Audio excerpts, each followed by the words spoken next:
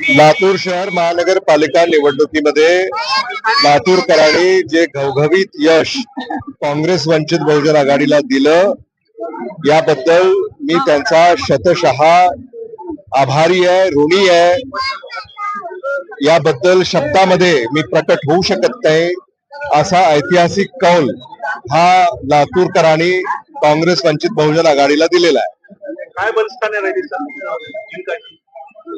काँग्रेस वंचित बहुजन आघाडीची एक नवा विचार जो लोकांपुढे आपण घेऊन गेलो.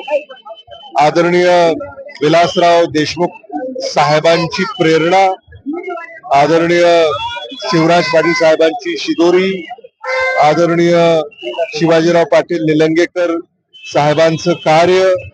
मला असं वाटतं की लातूरच्या काँग्रेसच्या राजकारणाची जी परंपरा आहे त्या परंपरेला सुद्धा लातूरकरांनी साथ दिलेली आहे.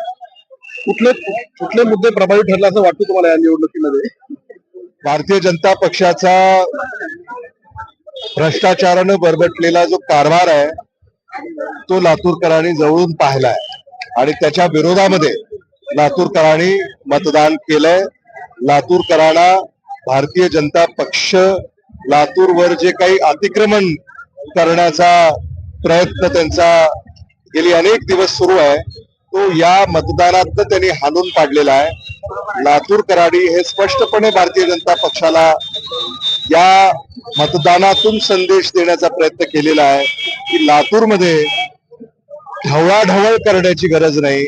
लातूरचा विकास करायला किंवा लातूरचं नेतृत्व निवडायला लातूरकर सक्षम आहे.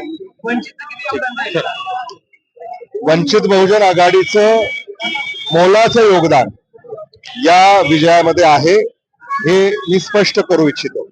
संजय गायकवाड यांनी काँग्रेस संपवतो असा विधान केला होता.